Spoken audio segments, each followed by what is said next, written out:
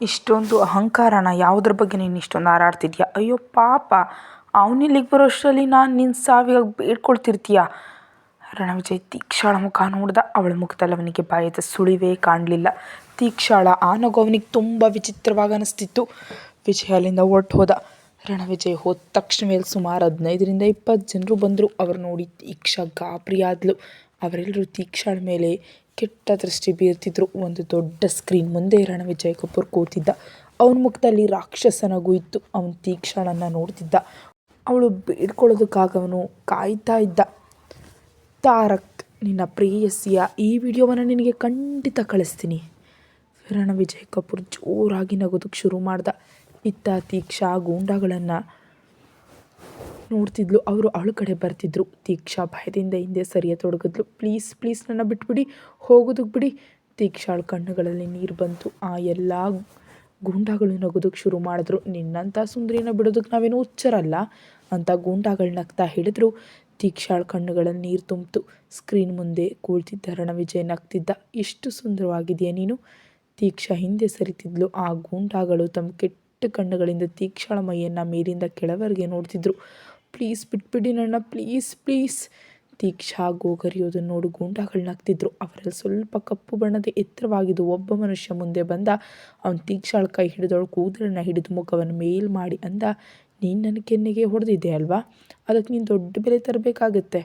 ಅವನು ತೀಕ್ಷಾಳನ್ನು ತನ್ನ ಕೆಟ್ಟ ದೃಷ್ಟಿಯಿಂದ ದಿಟ್ಟಿಸ್ತಿದ್ದ. ಅಷ್ಟರಲ್ಲಿ ತೀಕ್ಷಾಳ ಮುಖದಲ್ಲಿ ಒಂದು ಚಾಣಾಕ್ಷ ನಗು ಮೂಡಿತು. ಇದ್ದಕ್ಕಿದ್ದಂತೆ ತೀಕ್ಷಾ ಜೋರಾಗಿ ನಕ್ಕಿದ್ಲು. ಅವಳು ಹುಚ್ಚಿಯಂತೆ ನಗ್ತಿದ್ಲು. ಅಲ್ಲಿವರೆಗೆ ನಗ್ತಿದ್ದ ಗೂಂಡಾಗಳು ಈಗ ಸುಮ್ಮನಾದರು. ಅಲ್ಲಿ ಕೇವಲ ತೀಕ್ಷಾಳ ನಗು ಮಾತ್ರ ಕೇಳಿಸ್ತಿತ್ತು. ಸ್ಕ್ರೀನ್ ಮುಂದೆ ಕೂತಿದ್ದ ರಣವಿಜಯ್ ಮುಖದ ಭಾವನೆಗಳು ಬದಲಾದವು. ತೀಕ್ಷಾ ಹತ್ಕೊಂಡು ಪ್ರಾಣ ಭಿಕ್ಷೆ ಬೇಡ್ತಾಳೆ ಅಂತ ಅವನು ಅಂದ್ಕೊಂಡಿದ್ದ. ಆದರೆ ಅವನ ನಿರೀಕ್ಷೆಗೆ ಮೀರಿ ಈ ಹುಡುಗಿ ಹುಚ್ಚಿಯಂತೆ ನಗ್ತಿದ್ಲು. ಅವಳ ಆ ನಗು ಭಯಾನಕವಾಗಿತ್ತು. ತಕ್ಷಣವೇ ಅಲ್ಲೊಬ್ಬ ಮನುಷ್ಯನ ಚೀರಾಟ ಕೇಳಿಸ್ತು. ಆ ಮನುಷ್ಯ ನೋವಿನಿಂದ ಒದ್ದಾಡ್ತಿದ್ದ. ಅವನು ತನ್ನ ತೊಡೆಗಳ ಮಧ್ಯೆ ಕೈ ಇಟ್ಕೊಂಡಿದ್ದ. ಅವನ ಹಣೆ ಮೇಲೆ ಬೆವರಿನ ಹನಿಗಳಿದ್ವು. ಅವನು ಒದ್ದಾಡ್ತಿದ್ದ. ಇದು ಸ್ವಲ್ಪ ಹೊತ್ತಿನ ಮುಂಚೆ ತೀಕ್ಷಾಳ ಕೂದಲು ಹಿಡಿದಿದ್ದ ಅದೇ ಮನುಷ್ಯ. ಆ ಮನುಷ್ಯನ ಸ್ಥಿತಿ ನೋಡಿ ಎಲ್ಲರೂ 2 ಹೆಜ್ಜೆ ಹಿಂದೆ ಹೋದರು. ತೀಕ್ಷಾಳ ಕೈ ಕಾಲುಗಳ ಕಟ್ಟುಗಳಲ್ಲಿ ಈಗ ಬಿಚ್ಕೊಂಡಿದ್ವು. ಅವರೆಲ್ಲರೂ ಅವಳನ್ನ ನೋಡಿ ನಗ್ತಿದ್ದಾಗ ಅವಳು ತನ್ನ ಹಗ್ಗಗಳನ್ನ ಬಿಚ್ಕೊಳ್ಳೋದ್ರಲ್ಲಿ ಬ್ಯುಸಿಯಾಗಿದ್ಲು. ತೀಕ್ಷಾ ಎದ್ದು ನಿಂತು ಪಕ್ಕದಲ್ಲಿದ್ದ ಕಬ್ಬಿಣದ ರಾಡ್ ಒಂದೊಂದು ಕೈಗೆತ್ಕೊಂಡ್ಳು.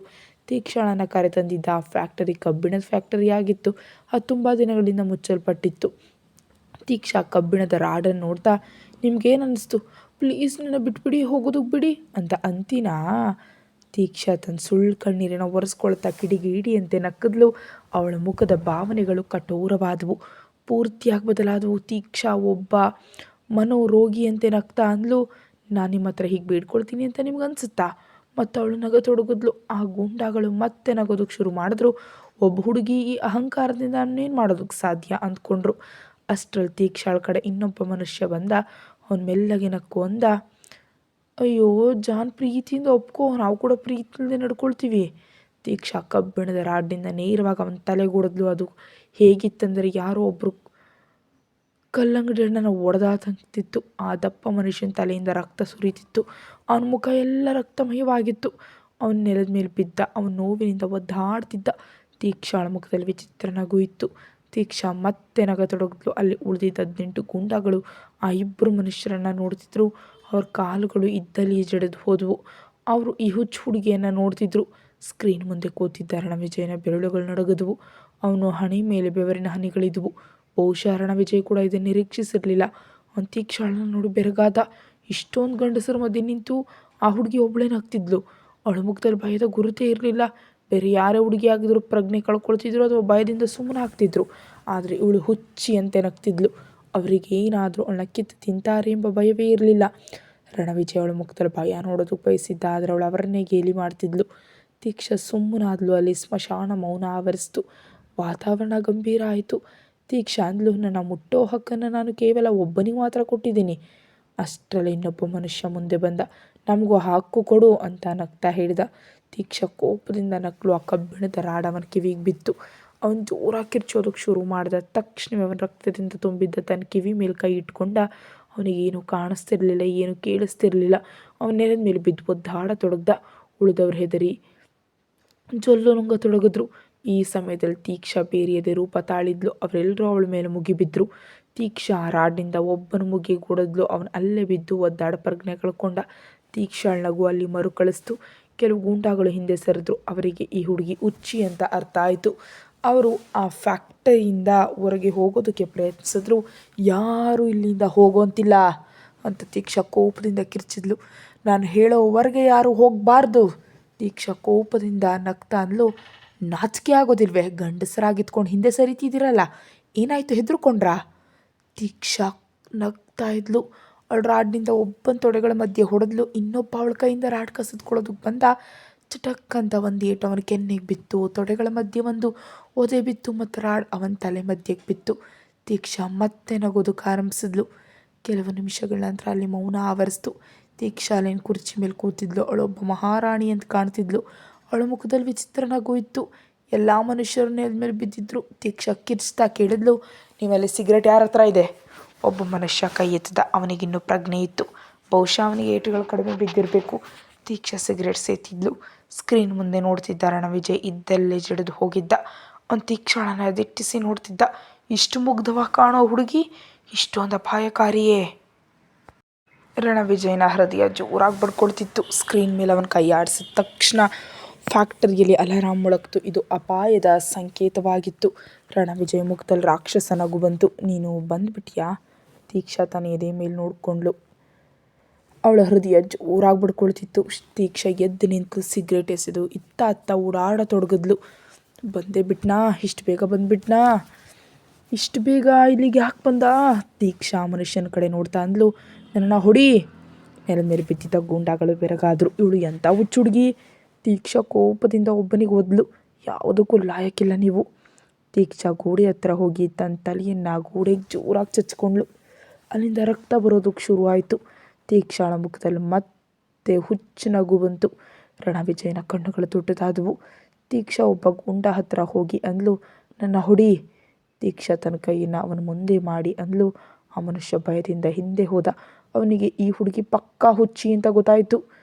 ಹೊಡಿಯೋ ಅಂತ ತೀಕ್ಷಾ ಕಿರ್ಚಿದ್ಲು. ತೀಕ್ಷಾ ತನ್ನ ಕೈ ಎತ್ತಿದ್ಲು. ಅವನು ತನ್ನ ಹೊಡಿತಾಳೆ ಅಂತ ಹೆದರ್ದ. ಆದರೆ ಅವಳು ಆ ಏಟನ್ನು ತನ್ನ ಕೆನ್ನೆಗೆ ತಾನೇ ಹೊಡ್ಕೊಂಡ್ಳು. ಇದನ್ನು ನೋಡಿ ಅವನು ದಂಗಾದ. ತೀಕ್ಷಾಳ ಮುಖದಲ್ಲಿ ವಿಚಿತ್ರ ನಗು ಇತ್ತು. ಅಷ್ಟೆಲ್ಲ ಫ್ಯಾಕ್ಟರಿ ಬಾಗಿಲು ಜೋರಾಗಿ ತೆರೀತು. ಕಪ್ಪು ಬಟ್ಟೆ ತೊಟ್ಟ ಅಂಗರಕ್ಷಕರು ಒಳಗೆ ಬಂದರು.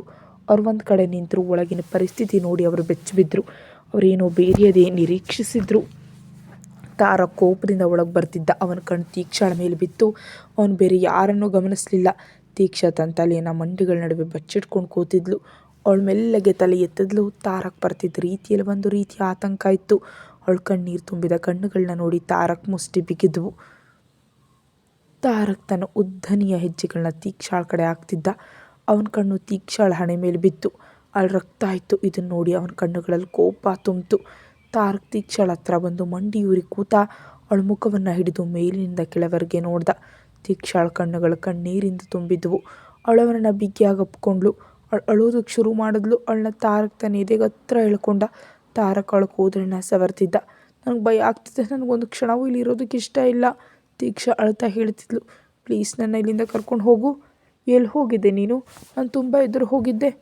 ತಾರಕ್ ತೀಕ್ಷಾಳ ಮುಖ ಹಿಡಿದು ಅವಳ ಕಣ್ಣೀರು ತುಂಬಿದ ಕಣ್ಣುಗಳನ್ನ ನೋಡ್ತಾ ಹಣೆಗೆ ಮುತ್ತಿಟ್ಟ. ಅವನ ದೃಷ್ಟಿ ಅವಳ ಹಣೆ ಮೇಲಿನ ಗಾಯದ ಮೇಲೆ ಬಿತ್ತು. ಅವನು ಮೆಲ್ಲಗದನ್ನು ಮುಡ್ತಾ ಆ ಅಂತ ತೀಕ್ಷಾ ನೋವಿನಿಂದ ಕೂಗಿದ್ಲು. ಯಾರು ಮಾಡಿದಿದ್ದನ್ನ? ತಾರಕ್ ಕೋಪದಿಂದ ಕೇಳ್ದ. ತೀಕ್ಷಾ ಬೆರಳಿನಿಂದ ಗೂಂಡಾಗಳ ಕಡೆ ಸನ್ನೆ ಮಾಡಿದ್ಲು. ಪ್ರಜ್ಞೆ ಇಲ್ಲದ ಗೂಂಡಾಗಳ ದಂಗಾದ್ರು. ಎಂಥ ಸುಳ್ಳುಗಾರ್ತಿ ಇವಳು. ನಾವಿವಳಿಗೆ ಹೊಡೆದಿಲ್ಲ, ಬದಲಾಗಿ ಇವಳೇ ನಮ್ಗೆ ಹೊಡೆದಿದ್ದಾಳೆ. ಆ ಗೂಂಡಾಗಳು ಮೊದಲೇ ಹೆದರಿದ್ರು. ತಾರಕ್ ಕೋಪದಿಂದ ಅವ್ರನ್ನ ನೋಡ್ದ. ಈಗ ತಮ್ಮ ಸಾವು ಖಚಿತ ಅಂತ ಆ ಗೂಂಡಾಗಳಿಗೆ ತಿಳಿತು. ತಾರಕ್ ಮತ್ತೆ ತೀಕ್ಷಾಳ ಕಡೆ ತಿರುಗಿ ಕೇಳಿದ, ಇಲ್ಲೇನಾಯಿತು? ತೀಕ್ಷಾ ಕಣ್ಣೀರಾಗ್ತಾ ಅಂದ್ಲು, ಗೊತ್ತಿಲ್ಲ. ಇಲ್ಲಿ ಒಬ್ಬ ಮನುಷ್ಯ ಬಂದ. ಅವನು ಮಾಸ್ಕ್ ಹಾಕಿದ್ದ. ಅವನ ಮುಖ ನಂಗೆ ಕಾಣಿಸ್ಲಿಲ್ಲ. ಆ ಮನುಷ್ಯ ಈ ಗೂಂಡಾಗಳಿಗೆ ಹೊಡೆದ ಮತ್ತು ನನ್ನ ಗೋಡೆ ಕಡೆಗೆ ತಳ್ದ. ಅದರಿಂದ ನನಗೂ ಗಾಯ ಆಯಿತು. ನಾನು ಪ್ರಜ್ಞೆ ಕಳ್ಕೊಂಡ್ಬಿಟ್ಟೆ. ಆಮೇಲೆ ಏನಾಯಿತು ಅಂತ ನಂಗೆ ಗೊತ್ತಿಲ್ಲ. ನನಗೆ ಪ್ರಜ್ಞೆ ಬಂದಾಗ ಇವರೆಲ್ಲ ಹೀಗೆ ಬಿದ್ದಿದ್ರು. ನಂಗೆ ತುಂಬ ಭಯ ಆಗ್ತಿದೆ.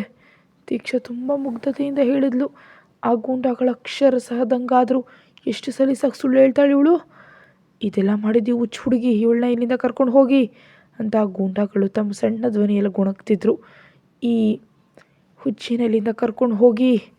ತೀಕ್ಷಾ ಭಯಪಡೋ ನಾಟಕ ಮಾಡ್ತಾ, ಪ್ಲೀಸ್ ಇಲ್ಲಿಂದ ಹೋಗೋಣ, ನಂಗೆ ತುಂಬ ಭಯ ಆಗ್ತಿದೆ ಅಂದ್ಲು. ತಾರಕ್ ತೀಕ್ಷಳನ್ನು ಎತ್ಕೊಂಡು ನಿಂತ್ಕೊಂಡ. ತೀಕ್ಷಳ ತಲೆ ತಾರಕ್ನ ಹೆಗಲ ಮೇಲಿತ್ತು. ತಾರಕ್ ಅವಳು ಸೊಂಟವನ್ನು ಹಿಡ್ಕೊಂಡಿದ್ದ. ತೀಕ್ಷಾ ಗೂಂಡಾಗಳ ಕಡೆ ನೋಡಿದ್ಲು. ಅವಳ ಮುಖದಲ್ಲಿ ವಿಚಿತ್ರ ನಗು ಮೂಡ್ತು. ಸ್ಕ್ರೀನ್ ಮುಂದೆ ಕೂತಿದ್ದ ರಣವಿಜಯ್ ಇದೆಲ್ಲವನ್ನ ನೋಡ್ತಿದ್ದ. ಅವನು ಪೂರ್ತಿಯಾಗಿ ಬೆವತ್ತು ಹೋಗಿದ್ದ. ತೀಕ್ಷಳ ನಗು ನೋಡಿ ಅವನಿಗೆ ಆಶ್ಚರ್ಯ ಆಯಿತು. ಈ ಹುಡುಗಿ ಕ್ಷಣಾರ್ಧದಲ್ಲಿ ಎಲ್ಲ ಪಿತೂರಿಯನ್ನು ಬೇರೆಯವ್ರ ಮೇಲೆ ಹಾಕ್ಬಿಟ್ಲು.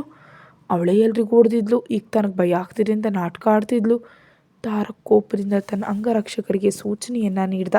ಎಲ್ಲರನ್ನೂ ಎತ್ಕೊಳ್ಳಿ, ಇವರೆಲ್ಲರನ್ನೂ ಅವರ ನಿಜವಾದ ಜಾಗಕ್ಕೆ ತಲುಪಿಸಿ.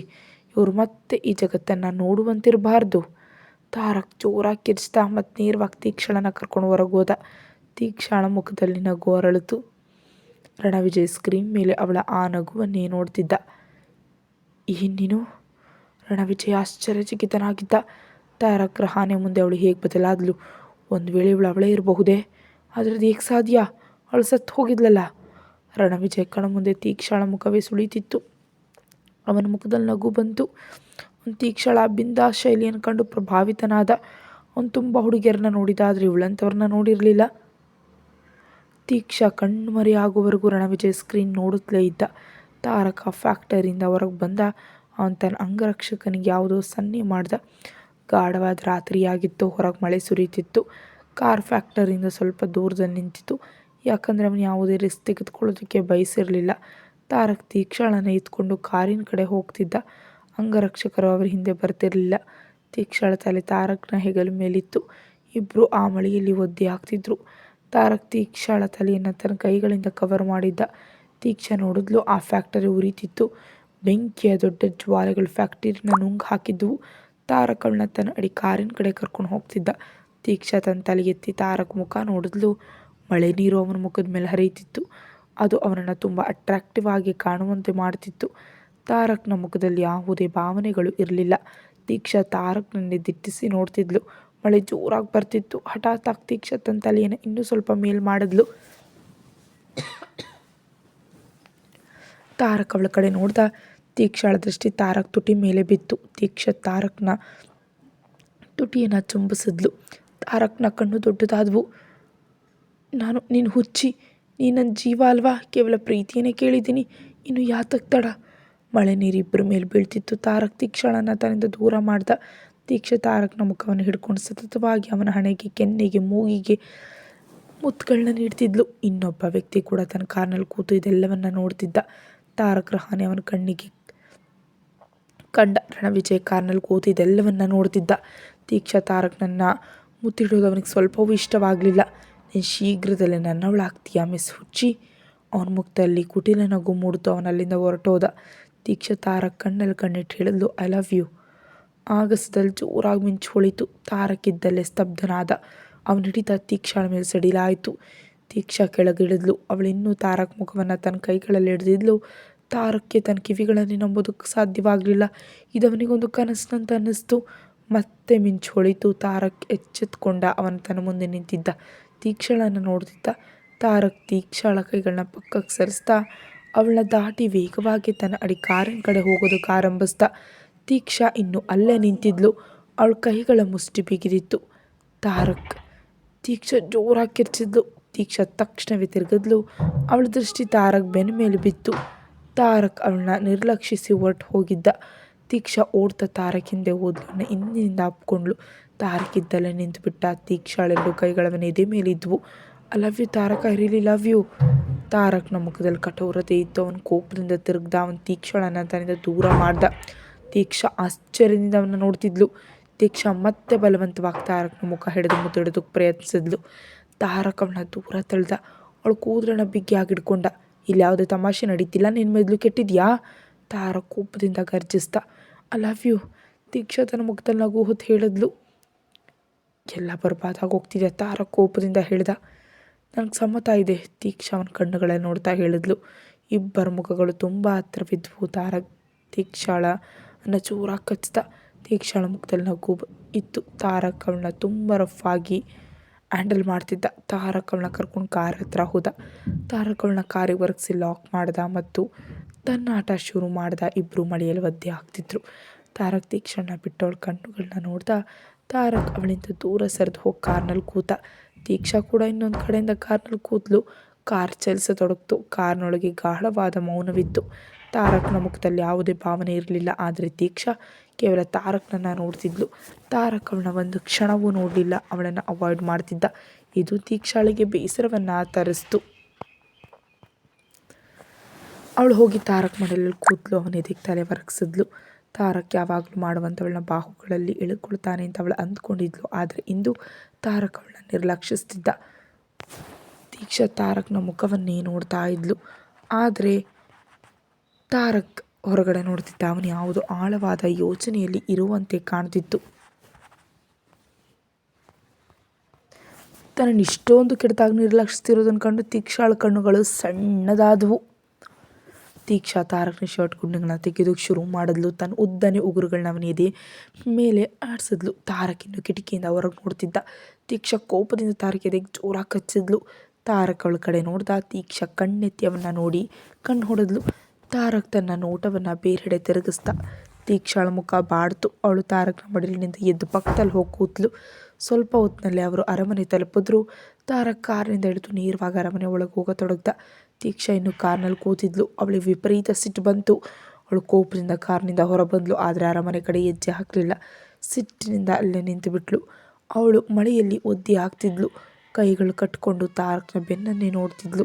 ಅರಮನೆ ಕಡೆ ಹೋಗ್ತಿದ್ದ ತಾರಕ್ ತನ್ನ ಹಿಂದೆ ಯಾವುದೇ ಚಲನವಲನ ಇಲ್ದಿರೋದನ್ನು ಗಮನಿಸ್ದ. ಅವನ ಹಿಂದೆ ತಿರುಗಿ ನೋಡಿದಾಗ ದೀಕ್ಷಾ ಅವನ ಹಿಂದೆ ಬರ್ತಿರ್ಲಿಲ್ಲ. ಅವಳಲ್ಲೇ ನಿಂತು ಮಳೆಯಲ್ಲಿ ಒದ್ದೆ ಆಗ್ತಿದ್ಲು. ತಾರಕ್ ತನ್ನ ಹೆಜ್ಜೆಗಳನ್ನ ದೀಕ್ಷಾಳ ಕಡೆ ಹಾಕೋದಕ್ಕೆ ಆರಂಭಿಸ್ದ.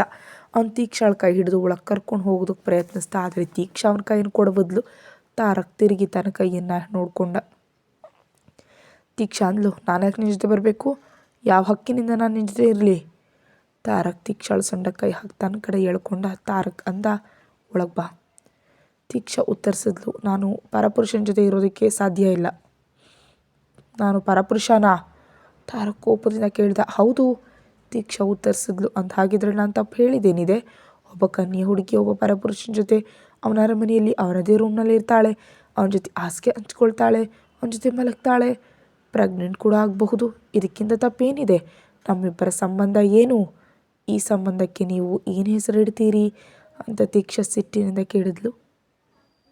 ತಾರಕ್ನ ಹಿಡಿತ ಅವಳು ಕೂದಲ ಮೇಲೆ ಬಿಗಿ ಆಯಿತು. ದೀಕ್ಷಾ ಅವನ ಕಣ್ಣಲ್ಲಿ ಕಣ್ಣಿಟ್ಟು ನೋಡ್ತಾ ಅಂದ್ಲು, ಹೆಸರಿಲ್ಲದ ಸಂಬಂಧ. ಇದೇ ಅಲ್ವಾ ಜನರ ಕಣ್ಣಿನಲ್ಲಿ ನಮ್ಮ ಸಂಬಂಧದ ಸತ್ಯ? ನಾನು ನಿನ್ನ ಇಟ್ಕೊಂಡವಳು. ದೀಕ್ಷಾ ಕಹಿಯಾಗಿ ಹೇಳಿದ್ಲು. ಅವಳು ತಾರಕ್ ಎದೆ ಮೇಲೆ ಕೈ ಇಟ್ಟು ಇಬ್ಬರ ನಡುವೆ ಅಂತರ ಕಾಯ್ದುಕೊಳ್ತಾ ಅಂದ್ಲು, ನನಗನ್ಸುತ್ತೆ ನೀವು ನನ್ನ ಕೊಂಡ್ಕೊಂಡಿದ್ದೀರಿ. ಆದರೆ ಈಗ 1 ವರ್ಷಕ್ಕಿಂತ ಜಾಸ್ತಿ ಆಯಿತು. ನೀವು ನನ್ನಿಂದ ಬೇಸತ್ತಿದ್ದೀರಿ ಮಿಸ್ಟರ್ ಹಾನೆ. ಬಹುಶಃ ನಿಮ್ಮ ಹಣ ಕೂಡ ವಸೂಲಿ ಆಗಿರಬಹುದು. ಹಾಗಾಗಿ ನಾನು ಇನ್ನೂ ಇಲ್ಲಿ ನಿಮ್ಮ ಜೊತೆ ಇರೋದಕ್ಕೆ ಸಾಧ್ಯ ಇಲ್ಲ. ಈಗ ನಾನು ಇಲ್ಲಿಂದ ಹೋಗೋದಕ್ಕೆ ಬಯಸ್ತೀನಿ. ಬಾಯಿ ಮುಚ್ಚು, ತಾರಕ್ ಕೋಪದಿಂದ ಗರ್ಜಿಸ್ದ. ಯಾಕೆ? ನಾನೇನಾದರೂ ತಪ್ಪು ಹೇಳಿದ್ನಾ? ಅಸಲಿಗೆ ನಾನು ನಿನಗೆ ಯಾರು? ದೀಕ್ಷಾ ಕಿರ್ಚಿದ್ಲು. ತಾರಕ್ ದೀಕ್ಷಾಳ ಬಾಯಿ ಮುಚ್ಚಿಸ್ದ. ಅವನು ಅವಳ ಕೈಯಿನ ಬಿಗಿಯಾಗಿ ಹಿಡಿದು ತನ್ನ ಎದೆ ಎಡಭಾಗದಲ್ಲಿರಿಸ್ದ. ದೀಕ್ಷಾ ಯಾವುದೇ ಚಲನವಲನ ಮಾಡಲಿಲ್ಲ. ಅವಳು ತಾರಕ್ ಎದೆ ಬಡಿತವನ್ನು ಅನುಭವಿಸ್ತಿದ್ಲು. ದೀಕ್ಷಾ ಇದ್ದಲ್ಲೇ ಸ್ತಬ್ಧಳಾಗಿ ನಿಂತಿದ್ಲು. ತಾರಕ್ ಅವಳನ್ನ ಎತ್ಕೊಂಡು ಅರಮನೆ ಒಳಗೆ ಕರ್ಕೊಂಡು ಹೋದ. ರೂಮಿನಲ್ಲಿ ದೀಕ್ಷಾ ಬೆಡ್ ಮೇಲೆ ಕೂತಿದ್ಲು. ತಾರಕ್ ಅವಳ ಗಾಯಕ್ಕೆ ಮದ್ದು ಹಾಕ್ತಿದ್ದ. ದೀಕ್ಷಾ ನಗ್ತಾ ತಾರಕ್ನನ್ನು ನೋಡ್ತಿದ್ಲು. ನಂಗೆ ಹಚ್ಬೇಡ, ಉರಿತಿದೆ. ತಾರಕ್ ಅವಳನ್ನ ತಿಟ್ಟಿಸ್ತಾ. ದೀಕ್ಷಾ ಸುಮ್ಮನಾದ್ಲು. ತಾರಕ್ ದೀಕ್ಷಾ ಬಟ್ಟೆ ಬದಲಿಸ್ದ. ಅವಳು ಒದ್ದೆ ಕೂದಲನ್ನ ಟವಲ್ನಿಂದ ಒಣಗಿಸ್ದ. ದೀಕ್ಷಾ ತಾರಕ್ ಮಡಲಲ್ಲಿ ಕೂತಿದ್ಲು. ತಾರಕ್ ಶರ್ಟ್ ಹಾಕಿರಲಿಲ್ಲ. ಬಿಸಿ ಬಿಸಿ ಸೂಪ್ ಬೌಲನ್ನು ದೀಕ್ಷಾ ಕೈಗೆ ತೆಗೆದುಕೊಂಡ್ಲು. ಅವಳಿಗೆ ವಿಪರೀತ ಹಸಿವಾಗಿತ್ತು. ಆ ಗುಂಡಗಳು ಅವಳಿಗೆ ಊಟ ಕೊಟ್ಟಿರಲಿಲ್ಲ. ದೀಕ್ಷಾ ಬೇಗ ಬೇಗ ಸೂಪ್ ಕುಡಿತಿದ್ಲು. ಅವಳು ತಾರಕ್ನನ್ನು ನೋಡ್ತಾ ಅವನಿಗೂ ಸೂಪ್ ಕುಡಿಸಿದ್ಲು. ಸೂಪ್ ಖಾಲಿ ಆದಮೇಲೆ ತಾರಕ್ ಮತ್ತು ದೀಕ್ಷಾ ಮಲಗಿದ್ರು. ದೀಕ್ಷಾ ತಾರಕ್ ಮೇಲೆ ಮಲಗಿದ್ಲು. ಇಬ್ಬರ ಮೇಲೂ ಕಂಬಳಿ ಇತ್ತು. ತಾರಕ್ ಅವಳ ಕೂದಲನ್ನು ಸವರ್ತಿದ್ದ. ದೀಕ್ಷಾ ಚಳಿಯಿಂದ ನಡುಗ್ತಿದ್ಲು. ತಾರಕ್ ಒಂದು ಕೈ ಅವಳ ಬೆನ್ನನ್ನು ಸವರ್ತಿತ್ತು. ದೀಕ್ಷಾ ಅವನಿಗೆ ಇನ್ನೂ ಅಂಟ್ಕೊಳ್ತಿದ್ಲು. ರಾತ್ರಿ ತುಂಬ ಕಳೆದಿದೆ. ತಾರಕ್ ಮತ್ತು ದೀಕ್ಷಾ ಮಲಗಿದ್ದಾರೆ. ದೀಕ್ಷಾ ತನ್ನ ಕಣ್ಣುಗಳನ್ನ ತೆರೆದ್ಲು. ಎದ್ದು ಬಾಲ್ಕನಿ ಕಡೆ ಹೋದ್ಲು. ಮಳೆ ಈಗ ಸಾಕಷ್ಟು ಕಡಿಮೆ ಆಗಿತ್ತು. ದೀಕ್ಷಾ ಗೇಟಿಗೆ ಹೊರಗೆ ನಿಂತಳು. ನಾನು ಮಾಡಿದ್ದು ಅಥವಾ ನಾನು ಮಾಡ್ತಿರೋದು ಸರಿಯೇ? ದೀಕ್ಷಾ ತನಗೆ ತಾನೇ ಪ್ರಶ್ನೆ ಮಾಡಿಕೊಂಡು ಅವಳ ಕಣ್ಣುಗಳಲ್ಲಿ ನೀರು ಬಂತು. ಅವನು ಒಡೆದು ಹೋಗ್ತಾನೆ. ಆದರೆ ನನಗೆ ಯಾವಾಗಲಿಂದ ಬೇರೆಯವ್ರ ನೋವಿನ ಬಗ್ಗೆ ಚಿಂತೆ ಆಗೋದಕ್ಕೆ ಶುರು ಆಯಿತು. ನಾನು ದುರ್ಬಲಳಾಗ್ತಿದ್ದೀನಿ. ಇದು ನನ್ನ ಸೋಲಿಸ್ತಿದೆ. ದೀಕ್ಷಾ ತನ್ನ ಕೈಯನ್ನು ನೋಡಿಕೊಂಡು ತಾರಕ್ನ ಎದೆ ಬಡಿತವನ್ನು ನೆನಪಿಸ್ಕೊಂಡು ಅವಳ ಕಣ್ಣಿಂದ ಒಂದು ಹನಿ ನೀರು ಹಸ್ತದ ಮೇಲೆ ಬಿತ್ತು. ಕೆಲಸ ಆಯ್ತಾ? ಈ ಧ್ವನಿ ಕೇಳ್ತಿದ್ದಂತೆ ದೀಕ್ಷಾಳ ಮುಖಾಭಾವ ಬದಲಾಯಿತು. ಅವಳು ತನ್ನನ್ನು ತಾನು ಸರಿಪಡಿಸ್ಕೊಂಡು ಹ್ಞೂ. ದೀಕ್ಷಾ ಹಿಂದೆ ತಿರುಗದೆ ಹೇಳಿದ್ಲು, ನಾನು ಅವನ ಮುಂದೆ ಎಲ್ಲವನ್ನ ಒಪ್ಕೊಂಡೆ. ಹಾಗಿದ್ರೆ ತಾರಕ್ ರಹಾನೆಯ ಪ್ರತಿಕ್ರಿಯೆ ಹೇಗಿತ್ತು ಅಂದ್ಲು ನವ್ಯ. ದೀಕ್ಷಾ ತನ್ನ ಕೈಯನ್ನು ನೋಡ್ತಾ ಅಂದ್ಲು, ಅವನು ಏನು ಹೇಳಿಲ್ಲ, ಆದರೆ ಏನು ಹೇಳಿದೆ ತುಂಬ ವಿಷಯಗಳನ್ನ ಹೇಳಿಬಿಟ್ಟಿದ್ದಾನೆ. ಕತೆ ಮುಂದುವರಿಯುತ್ತೆ. ಹೆಚ್ಚಿನ ವೀಡಿಯೋಗಾಗಿ ಚಾನಲ್ಗೆ ಸಬ್ಸ್ಕ್ರೈಬ್ ಮಾಡಿ ಮತ್ತು ಮೆಂಬರ್ಶಿಪ್ ತಗೊಳ್ಳಿ. Thank you.